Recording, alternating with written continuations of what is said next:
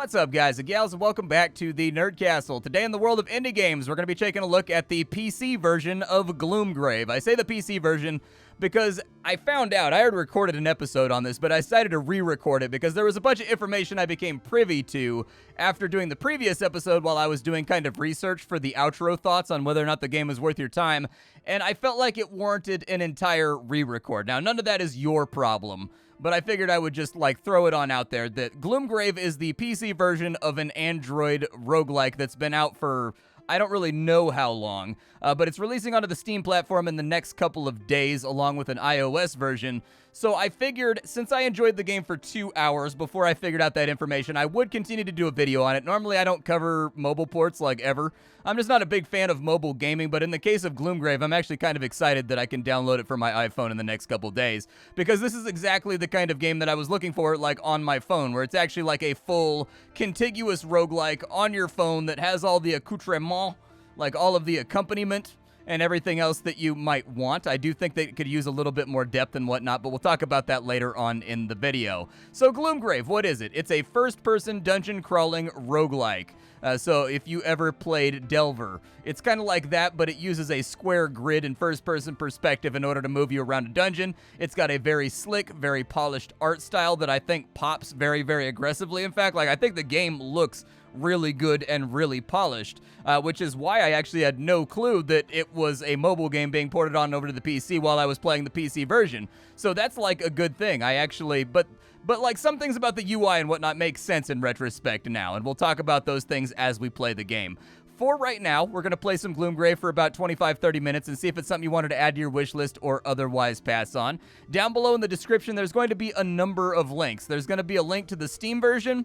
There's also going to be a link to itch.io where the developer put up a demo that plays in a browser where you can play as the rogue basically for a little bit to see if the game is for you and whether or not you like the flow of gameplay. So both of those will be down there. And then you'll also have a link to my Discord and my Twitch stream just in case you wanted to hang out live. I stream pretty much every single day of the week. I'd love to have you. And then my Discord, I'm always active on there, and I'm always talking to people and whatnot, just in case you have any questions that you wanted to run by me. So without any more blabbering, let's go ahead and play the game. There are a number of characters that you get to pick from in this game. I've only unlocked 2 of them as of right now, and one of those is unlocked by default, so technically I don't feel like I really get credit for that unlock. We have the Rogue, and we have the Ranger. The Ranger is all about ranged attacks. The Rogue is all about crit and dodging. This game doesn't really have special abilities, so if you're looking for a title where, the Rogue has, backstab and stealth and has, sneak attacks and, dirty hits and stuff like that, this is not that game. This is very much a game where you move around and you attack things, and you pick up gear that's going to kind of, modify that attack in some ways, and you'll pick up perks that will modify the ways you play the game a little bit, but by and large, most of the characters seem to have just, default stat spreads, which you can see right here. So for example, our Rogue has an increased chance to find valuables. He has 4 vitality, he has 4 strength, he has 9 agility, and he has 8 accuracy. So technically he hits a lot more frequently than a lot of the other characters. He has a really high chance to dodge enemy attacks, but he doesn't hit that hard, and he doesn't have that much HP basically. The Ranger, by contrast, if we take a look at him, he's got 4 vitality, 5 strength, so he's a little bit stronger in that regard. Apparently, if he misses with an arrow shot, he can recover his arrow, which other classes cannot do. He's got 9 accuracy and 7 agility, so basically they swapped out an agility for a strength on him. I'm going to play the Rogue for right now because I like the idea of being a sneaky bandit, and then I kind of build him to kind of be like a street thug where he's got lots of skills, but at the same time he's also, able to pummel somebody a little bit if he needs to. Let's dive on into the game. The storyline for this game, as far as I know, is that you are a guy going down into a dungeon to go get a relic. When it comes to roguelikes, how much more exposition do you need than that? It's a roguelike. Whether you're playing Cataclysm DDA, or you're playing Caves of Qud, or you're playing Dungeon Mans, in general, you're going down into dark, dank dungeons in order to get loot and make your character more awesome while avoiding a swift permadeath. The game has been converted to widescreen, and I think it's been done actually in a really, really satisfying way. The game has a very distinct look to it. It's hard to mistake this game with any other title. it looks like Gloomgrave, basically, given the fact that they've kind of given just this very light pastel green tinge to everything as you go through the game. And it's not entirely noticeable, but all of the tile sets do still maintain that slightly off green tinge that very much kind of defines the style of this game. The pixel art is also very sharp in this game. There's like no bleed over or anything else. And I think that makes the game really pop on screen. Now, when you're playing the game, it controls with WASD. That moves you forwards, backwards, makes you strafe to the sides. I don't know if anything bad happens if you get hit in the back. I haven't really thrown a run to test it yet. You can rotate with Q and E. Basically, if you understand the controls of something like Legend of Grimrock, you will understand the controls of this game entirely. It controls just like that. We can also pass a turn, I think, by pressing the tab key. I forgot what the keybind was, so I had to look it up real quick. The game does have a very minimalist UI. I actually think that the UI should be a lot more utilitarian, a lot more filled out on the PC, since they have a lot more screen space to play around with instead of being on a phone. I definitely think they have a lot of room to expand the UI here and actually have a lot of reference information on screen for PC players, since we've got big beefy boy screens instead of little thumb-sized screens. But this is our HP down here. This is going to take us to the map, and this takes us to our inventory. We've started out with a cheese, and we've started out with an unidentified potion. We've also started out with a cloak, and we've started out with a knife. You do have to feed your character in this game, as with all classic roguelikes, but we are completely full as of right now, so it's not that big of a deal. Let's go back, and let's dungeon crawl a little bit, shall we? There's a crate over here. We'll go ahead and smack that open, and it gave us a coin. I'll go ahead and take that. There's also a bat over here. I'm going to go ahead and pass a turn, and we will strike him down. There's also a spider on this side. These guys have a chance to drop loot, but I don't know how high that chance is. Some of them drop other stuff. Over on this side, we didn't really find anything. From my time that I've spent with the game, it doesn't seem like there's that many secrets or anything to be found, although I would recommend that they add those. It would be really cool if there was secret like switches and tiles and things and like bricks you could push on to open up walls in other places, sort of Wolfenstein style. We picked up some boots right there. I'd also like for there to be a pop-up when you pick up gear, basically, like over here on the side that says like acquired boots of agility or acquired boots of strength or acquired boots +1 or whatever else, just so I don't have to open up my inventory to figure out exactly what it is that I just picked up. We got +0 boots, so those are going to give us like a little bit of armor. I would also like for them to add, because we were on the PC once again, the abilities. So this entire menu's got to go right here. This menu sucks for the PC. This is very obviously a mobile menu right here.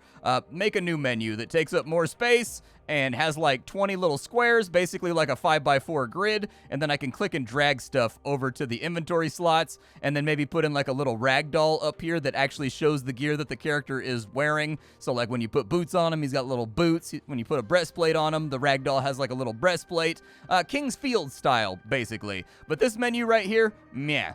We've got to click basically a whole bunch of times in order. So let's see. We've got button presses. So we press I, then we click right here, then we click on equip. That's 3 clicks. You know what I mean? You open up the inventory, you could save a click with just like a open, click and drag, done.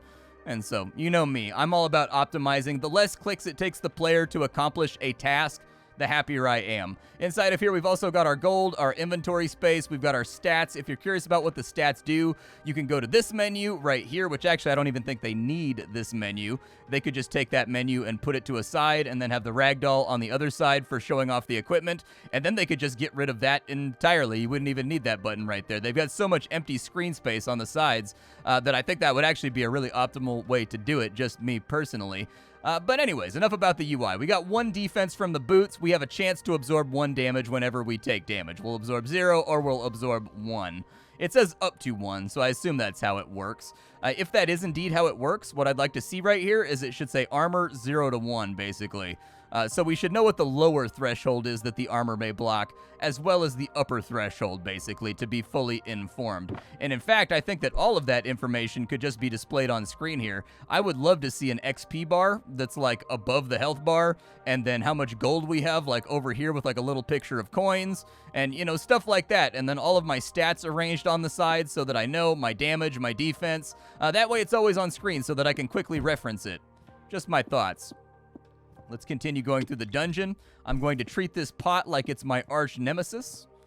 It drops some arrows, so I don't feel bad about that. We also picked up an apple. It's kind of orangey, Are there orange apples out there? Because to my mind, an orange apple is just an orange. That's how my brain rectifies fruit right there. We did get some coins right there, although I like to imagine that the coins that I'm picking up, because they have kind of like a biscuit-like quality to them, they look kind of like cookies. I like to think that I'm picking up a whole bunch of Red Lobster cheddar biscuits, and we just use those as currency. That skeleton ambushed me and wrecked my face off. I'm going to have to eat some cheese to get some HP back, otherwise we're going to die right here. I ate that cheese a lot sooner than I would have liked to have eaten that cheese, but the good news is we won the combat and we have leveled up. Good stuff. We get to pick a perk whenever we level up. We can go with the stale ale. That means that our food heals us more. We can go with the lucky scarf. Critical hits will make you invisible for a short amount of time. And then we can get more XP from enemies. I'm going to take the invisibility scarf. That sounds really, really nice, just in case I need to disengage from somebody that's really actively pummeling me. You do regenerate a little bit while you're cruising through the dungeon, but by and large, you don't regenerate very much, so don't rely on it. In here, we have a locked chest. If we had a key, we could open that up. Unfortunately, alas and alack, we do not have a key. This one is also locked, so unfortunately, we are just massively SOL right now. Unless there's a room in the dungeon that we missed, but it doesn't look like we did indeed. The map is perfectly fine. I like it. I think it could be spiced up a little bit by having like a procedurally generated name of the dungeon up here, you know, with like adjective and then dungeon or adjective sewers or whatever else. That'd be really, really nice. I'd also like the ability to zoom in and zoom in, or zoom in and zoom out on it. But then again, most of the maps thus far have seemed to be pretty small, so I don't think it's really that large of a concern. We'll go to the next floor. And more cheddar biscuits. Very nice. We also have a shield over here. The downside to finding that shield is that we're not going to be able to use it. It requires strength. If you wanted to see the kind of strength that it's going to take, it's a +2 kite shield of resisting poison, which is actually pretty rad. But we need to have 8 strength in order to equip that item right there. Bummer. We can put on the Cloak of Agility, though, so that'll give us +3 to our agility, thus increasing our chance to dodge by an amount that I'm not really aware of. I would like to know that information. Unfortunately, the game does not give you that. Oh, there's a bat. Hold on, I gotta stab this guy. There we go. A nice, jolly stabbing in the dungeon. If we go to our stats over here and I look at agility, it just says increases your chance to dodge an enemy's attack. I would recommend that they actually get into the gritty grimy of it though and tell you exactly what your dodge chance is. Like, that's information the players should know. Because if you think about what a roguelike truly is, roguelikes are highly deadly, highly random games where you minimize your chance of ending up highly dead by having metagame knowledge and understanding your stats and optimizing towards that front. Therefore, that information should always be available to a roguelike player. We're going to step in on this guy and hopefully... Oh, he hit me for 7? Ow, man. Okay, we're not feeling so good. I'm going to eat an apple just to get my health up to a somewhat, like, acceptable level because we are getting beat the hell up right now. There is a bunch of loot in this room. I'm going to take it because we're going to need it. We got a +2 dagger. That's better than our +0 daggers, so I'll take it. Our +2 dagger deals 4 to 8 damage. That's not great, but it's not like the worst either. We also got some boots. Those are +0 boots, so not really that helpful. There is an archer in here. We need to aggro him, but we also need to bait him around a corner. Otherwise, he's going to murder us something rotten. There's our 21 damage right there, and we actually got our invisibility too, which is pretty cool. Looks like it makes you invisible for about 2 turns. If you're wondering what these upraised tiles right here are, they're traps. Don't step on them. Bad things happen, and they absolutely can, like, one-shot you. They hurt like hell. So never, ever, ever step on one of those traps. Otherwise, you're going to hate your life and regret it. What was that I just picked up? I've never seen that before. Oh, ringmail armor. Cool. We need 8 strength, though, in order to use it. So, unfortunately, it's not going to be that helpful to us right now, but a +3 is pretty strong, so I'll probably hold on to it. This guy dropped bone meal in case we need an extra meal. Bone meal is basically an improvised meal. You don't really want to eat it, but you can in a pinch. Big 12 right there. Took that skelly out. Got another bone meal for the eatins. Nothing like ground up like a femur to really make you feel better about your life. It doesn't heal us at all when we eat it, but it does fill up our stomach so that we resume regenerating just via natural movement. Now, you may have noticed that movement in this game looks a little bit lurchy. That's because this game does not use a system like Legend of Grimrock has, where you can basically move smoothly while moving in one direction. I would recommend that they do that. My guess is the reason why it hitches every time you move like that is because, like, when you move, all of the mobs or whatever have to move too. Like, technically it's turn-based. That having been said, I would recommend they get a system into the game that allows you to move smoothly if there's no enemies around, and then once your character becomes, like, aware of an enemy or there's an enemy on grid that you've uncovered in your line of sight, then it kind of goes into this movement, because it does feel a little bit lurchy to me by comparison to other games like Slasher's Keep, you know, Delver, all those kinds of titles. There we go. We dropped that big skeletal warrior right there, which is good because they're actually kind of risky. We got the blood vial. We can fully heal ourselves. Your critical hits will restore health, or our food will heal us more. I'm going to go for the heal on crits because I think I'm going to build for crit. Oh, we're invisible, so we just get free chops on him. Nice, dude. Love it. Absolutely love it. Inside that box right there, we'll grab that food because you can never have enough food in this game. Take out that slime. He split into 2 slimes, but that's okay. He's now dead.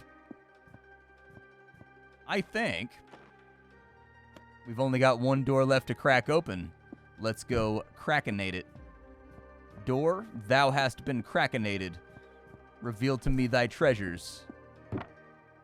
Okay, got a crate right there. Looks good, looks good. Another meat. I always take food. The nice thing about the chicken leg is it takes you basically up to full health, so that's really, really rad. If you're wondering how we increase our attributes, you've got to find shrines. So your attributes don't really go up from leveling up. Instead, you find a shrine, and you pray at the shrine, and it will increase one of your stats by 1. Ow. Ow. Yeah, I'm gonna need like a crit or something soon, please. Anything to take the sting off that bruising that we just got. There's another coin. I haven't seen a shop yet, but if we find a shop, it'll probably be useful. Plate mail. It's +2 plate armor. You can't sell any of this stuff in a shop as far as I can tell. So, like, if you find something that you can't use and you're never going to use, you may as well just dump it on the ground, from what I understand. I'm going to hold on to this stuff and just do my due diligence to make sure that I can't sell it once we find the shop. But I'm pretty sure we can just dump half this loot in our inventory. Man, what is up with all these skellies? These are like the weaponized skellies too. There we go. We got a little bit of health back due to the crit. Very nice. I would like to see the sound effect be different when you crit an enemy, like a wa-ting, you know? Like something that implies that you hit them for like big damage. I don't really want the arrow, but I'll take the arrow. There's the shop. All right, so I know that you've carefully hidden all of your cheddar biscuits inside these pots, but I'm going to take them. And then I'm going to buy stuff from you. I don't think I can sell things here. There's a +4 war axe that's very, very tempting. Do we have any kind of, like, rings of strength or anything? +3 gloves. That's not bad. It's very, very pricey, but it's not bad. Let me take a look at what I have right now. I would recommend, by the way, that they redo this menu as well. Basically, this game is like a huge case in why mobile UIs do not work on PC. Because they're too small and they don't provide enough information.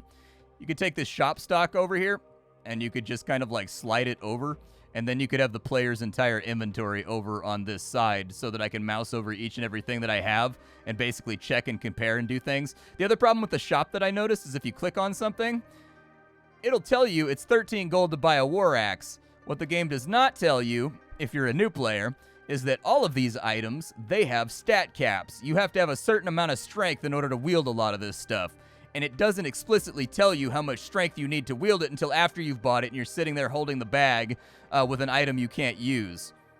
What I would ideally like to see is that, like when we click on plate armor in our inventory right here, it actually gives us the full stat spread. I would recommend that when you click something in the shop, this comes up right here, and then it just has back and buy down here rather than drop and equip. That's it. That's another little adjustment I think they should make to the way the UI functions on PC. So basically, like, slide this over, have your entire inventory over on this side so that you can check and compare things. If you're not going to do that, at least, like, put the stat amounts that you need for stuff that you're buying, because I got burned on that a couple of times when I was a new player. Now I know, and so I don't make the mistake, but I didn't know then. We need an identify scroll. Identify scrolls are nice in this game because they identify everything in your inventory. I don't have a helmet, and I don't have gloves, so we should probably pick those up. I'm going to run this scroll of identify real fast, though, because it's going to tell us what these potions are. So we have multiple potions of invisibility. We have a potion of strength, and we have a potion of iron skin. I'm assuming the iron skin raises our defense by a whole bunch. Okay. We are hungry right now. We're not really missing a lot of HP, though, so I'm not going to use my chicken. I'm just going to eat a bunch of bone meal, which is gross, but it fills up our meters so that we're still regenerating, and it saves my chicken for when I need a health potion later on. We don't have gloves, so I think I'm going to buy the +3 gloves. That's a nice little come up right there. We'll take the +3 gloves, and we will get 4 more defense, which will definitely take the edge off the damage that we're getting struck with by those skeletons. And then we will continue our adventures in the dark. Turning in this game does not cost you a turn. That's a really nice feature. I appreciate that. More bone meal right there. And we've got another armored skelly over on this side that needs to be dealt with. But I ain't stepping in front of him. You can done deal that right now. He's not getting a free hit on the in-betweens. Yeah, that definitely made him hit a lot less hard. We were only taking 4 or 5 damage a swing instead of like 8, 9, and 10. We've got the stale ale, more healing from food. We've got a bigger bag, so a larger inventory size. And then the pendant of fortune. Every single time, there's more loot on the floors, basically. You can take that. That sounds good. I don't think there's any way to sell my loot, so I also need to dump it out of my inventory. So, we will drop that right there. We'll drop that right there. We already have a cloak, so we'll drop that as well. I haven't found any shrines yet, which is really actually kind of bad for my stats. I'd like to have a lot more strength right about now. You can move up, but I can't promise you it's going to work out. Basically, I'm just fishing for crits to heal right now. Get another coin. Okay, there's a shield over here. Is it better than the one that I already have? It's a +5. It is indeed better than what I already have. I'll hold on to it in case by some miracle we find like 3 shrines in a row that make me stronger. I'm not going to hold my breath on that one because sometimes the shrines are few and far between and other times they show up pretty frequently. But where am I going right now? Looks like the door I want is right here. Oh, what's up, skeleton guy? Thank you for the free heal. Appreciate it. Skelly archer over here.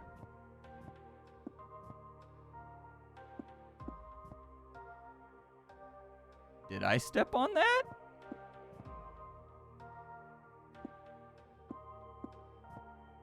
Oh, the skeleton archer must have stepped on it. He must have tried to close the gap with me. Traps in this game do affect enemies the exact same way that they affect you. So that's a very, very nice feature. I like that a lot. I don't like it in games when, like, mobs can just coast over the top of traps when they have no pre-existing knowledge of it. Oof, luckily I'm fast enough to dodge an arrow. You can dodge a wrench, you can dodge an arrow. You go to sleep for a second. Still no shrine. This is becoming worrisome. I need a stat increase. Okay, so we've made it to the realm of the green floors. I do think that the tile sets should diverge a little bit more with the more depth you go down. Like, one should have, like, a jungle theme, you know what I mean? One should have, like, a sewer theme. Pick your favorite fantasy tropes for dungeons, but I think those things should happen. We do have a gobbo right here. We may not be strong enough to deal with goblins. Especially, yeah, 7 damage is not going to be enough. I'm going to use every resource I have to kind of beat this guy. I'm going to eat a turkey leg. It doesn't use up a turn to eat food. I'm going to use a potion of invisibility. And that gives me 6... Oh, he can hit me through my invisibility.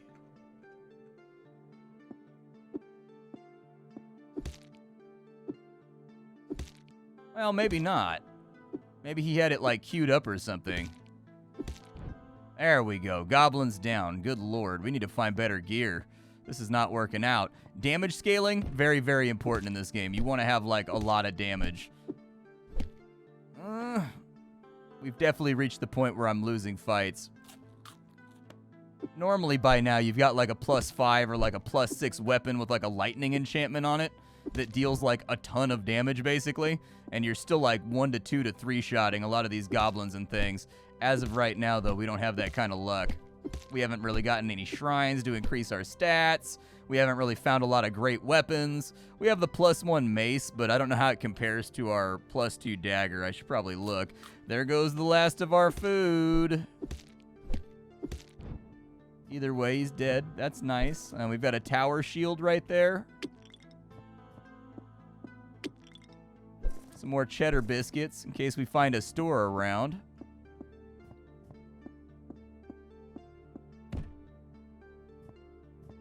Lock chest. Do I have a key? I do have a golden key. Nice. We picked up a scroll. What kind of scroll is it? A scroll of teleport. Yeah, not going to click that. No telling where it's going to take you. Plus, with teleportation technology and magic, the truth of the matter is, you don't know if you're killing yourself or not. I would never use teleportation magic or teleportation technology. And there goes our character right there. That's perfectly fine. Back into the dungeon with the Ranger. Another thing that I'd like to see, and one of the reasons I haven't been playing the Ranger is because it's a little fiddly diddly. They need to add hotkey support to the game. So I need to be able to like push a button basically, like 1, 2, 3, 4, whatever, and assign a key to that item so that I don't have to open up my inventory when I want to eat food. And like if I want to swap between a bow and like a sword, it's already a free action in this game. It doesn't cost you anything. You can swap weapons and gear as much as you want without passing a turn. And so anyways, hotkeying would be a really nice feature to have as well so that I can swap weapons quickly. If you're, oh, there's a, okay, yeah. Don't really want to fight a spider in melee using just an arrow, but here we are. He was camped around the corner, and that kind of is what it is. Ah, I missed my shot. Oh, Ranger's dead already. Good for you, bro. Good for you. You didn't make it. You didn't even make it into the first room. You were dead before you got into the first room, my man. Disgusting. We'll run that back. That's bad luck for this poor little bastard. I was hoping he would start out with like a dagger or something so that I wasn't reliant on a ranged weapon this early in the game, but didn't go that way. Oh, another bow. Nice. Is it a good bow or is it a bad bow? It's a +0, so we don't care about that. We can actually just kind of throw it out of the back. Ah, a melee weapon. Very nice. I will take said melee weapon. We will equip said melee weapon, and we are now effectively a rogue with just an extra point of strength. Nice. Wow, that guy tuned me up, dude. He checked my jaw something fierce. I'd be offended, except that I'm alive and he's not. Get wrecked, nerd. All right, let's go find this door that we missed. And like while we're walking around doing dungeon stuff, I'm gonna give you my thoughts about this game. I've already given you a bunch of suggestions about the title that I think it could do better during its portage from, you know, the mobile platform on over to PC. But before I drone on, I'm getting off subject here. Let's get to it. So I think I've like thought about this part of the video about 5 times now because like I'm absolutely convinced that there is some way to express that this is both a good game with very solid bones while still pointing out that there are things it could be doing better, and that it's a little bit overly simple for people that are like really, really into roguelikes like myself. For the mobile platform, I think that Gloomgrave is rad. In fact, I plan on buying it right when it comes out on Monday morning or whatever, because it's the perfect stuck in line or stuck on the toilet game. Like, it's a really, really good game for, like, a quick, like, 10-minute run real fast. Gameplay-wise, it lacks depth or, like, the build density of most of the modern mainline PC roguelikes, like Caves of Cud, Rogue's Tale, Dungeon Mans, Cataclysm DDA, Stone Soup, Unreal World. Like, those are all very, very complex games, and they kind of rule the roguelike kingdom here on the PC.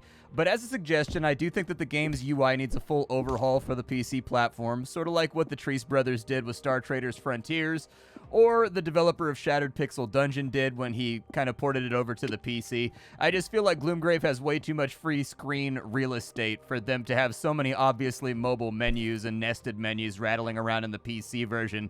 Like, the screen could easily fit all the info in one place, like I mentioned earlier, plus it would make the inventory look a little bit nicer if it was upsized a little bit on the I menu as well. The gameplay itself, though, however, outside the UI problems, is tight, responsive, has a great graphical style, good music choices, satisfying sound effects from what I've seen so far. I think there's definitely some room for some additional, like, visual flair, so decorative stuff. Like, the floor plan feels very empty in Gloomgrave.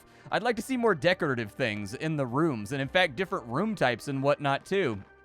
Like, I'd like to see tables, chairs, lamps, torches, cobwebs on the walls and stuff like that that go along with the billboarded style that the monsters have. I also think, like, there's one point in the game where I went into a room and there was scrolls in there, and the wall texture had turned into, like, a big library. More of that! Like, when I go into a room that's full of, like, swords and shields and armor and stuff like that, just turn it into an armory. Like, you know, put textures on the walls that are like weapon racks and armor racks and things like that, or even, like, you know, billboarded armor racks inside the room itself. More of that, more of that. Like, I really, really liked that. But other than that one instance where I got, like, that library that once or twice, the floor plans seem to be very, very empty. You just gotta go room to room and, like, pick stuff up off the floor and fight what's ever in there and then go to the next room. I would definitely like to see that diversified a little bit. As far as the content goes, I think it's about right. I looked up the price of the Android version of the game, and it's $3.99.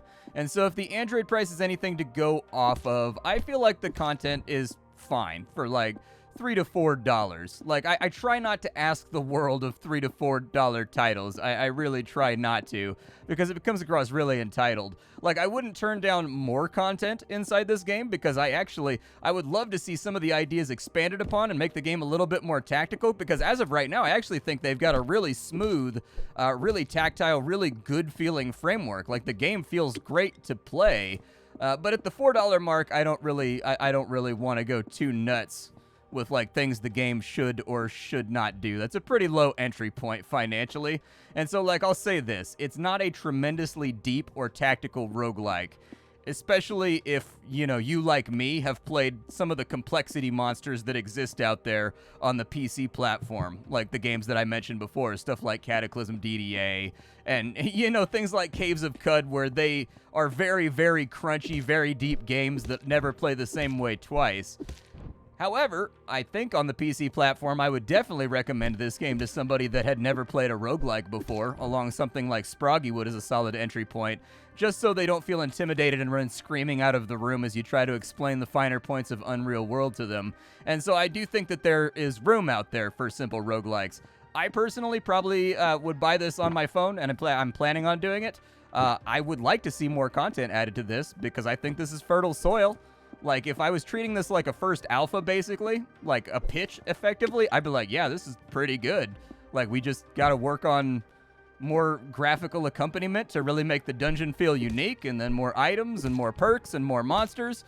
And I'd be very, very excited about it. So hopefully the developer continues to work on it on both platforms. I have a sneaking suspicion that'll probably largely depend on whether or not it sells. But Gloomgrave, we've taken a look at it here today. My name is Splattercat. I sift through the pile to find what's worthwhile in the world of indie games every single day so you don't have to. Today up on the chopping block, it was Gloomgrave. Tomorrow, it will be something else. Thank you for sharing your time with me. I appreciate it a lot, and I will catch you all tomorrow with something hot and fresh off the indie skillet. Bye, everybody.